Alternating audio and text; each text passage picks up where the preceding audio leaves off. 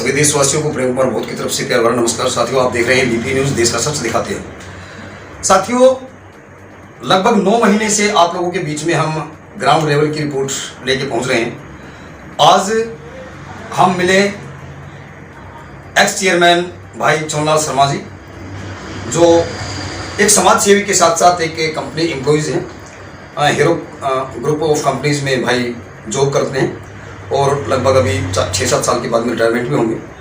तो अपनी नौकरी के साथ साथ पिछले लॉकडाउन में भी इन्होंने बहुत ज़्यादा समाज सेवा की, प्रवासियों की भी मदद की और मजदूरों को खाने पीने का भी लंगर वगैरह लगवाए।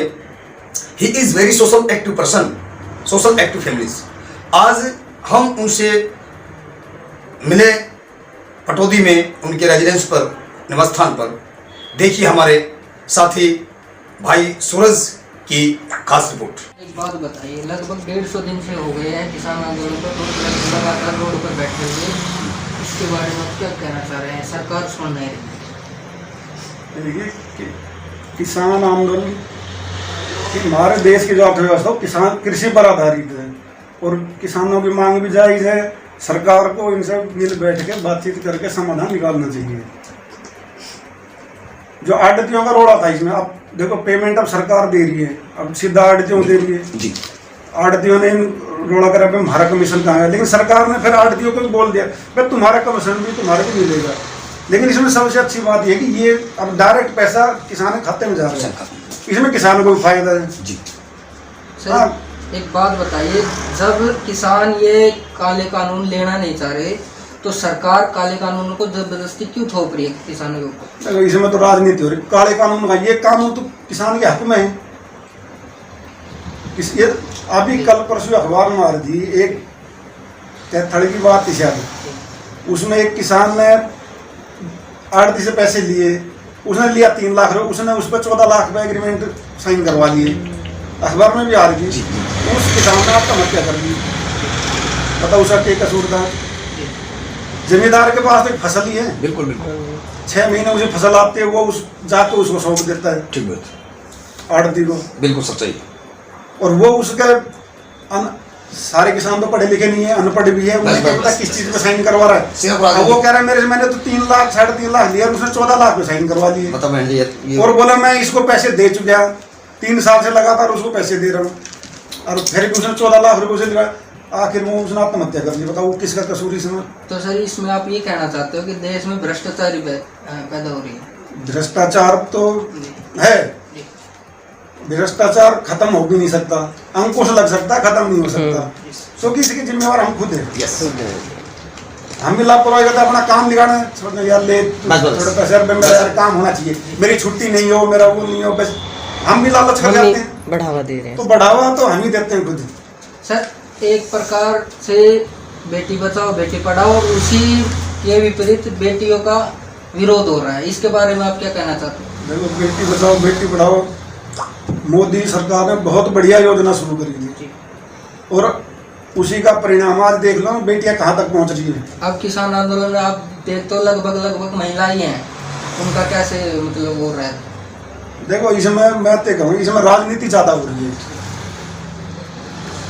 किसान आंदोलन में राजनीति ज़्यादा हो रही है।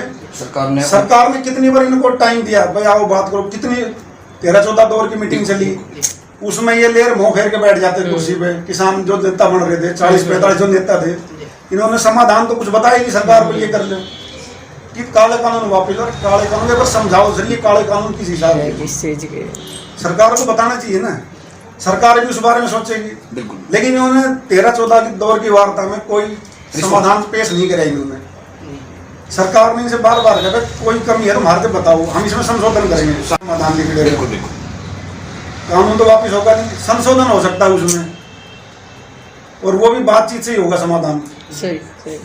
सरकार ये कहना चाहती है कि ये जो किसान है, किसान कम और अपने अपराधी तत्व ज़्यादा है, इसके बारे में आप क्या कहना चाहते हैं? वो तो सब 26 जनवरी दिखाई दे ही गया, दिल्ली में जो कांड हुआ। किसान तो ऐसा नहीं कर सकता, उसने तो अपने खेत से फुर्सत नहीं किसान को, तो वो तो अपने खेत में उसको तो फसल बुझाई भी है, कटाई भी है, 100 काम है उसमें। तो वो तो 26 जनवरी की घटना ने दिखा दिया। आगे इसमें कौन थे दिहाड़ी वाले लोग जा रहे हैं वहाँ तो भाई, वो तो सारे प्रायोजित वो था, वो तो सब पैसे पे लेकर हुए आदमी थे। एक सरकार के खिलाफ नारा हुआ है, हम दो हमारे दो, जो कि साफ साफ बोला गया अंबानी जी और अडानी के लिए बोला गया है। इसके बारे में आप क्या कहना चाहोगे? देखो, बिजनेसमैन तो कोई भी बन सकता है, अंबानी हो अडानी हो कोई। ये पेप्सी कहाँ की है? अमेरिका ही है ना। वो क्यों कमा रही है यहाँ पे? मतलब दूसरा तो कमा ले जाए, कोई बात नहीं, अपना कोई नहीं कमाना चाहिए। अब वही अंबानी अडानी है ना।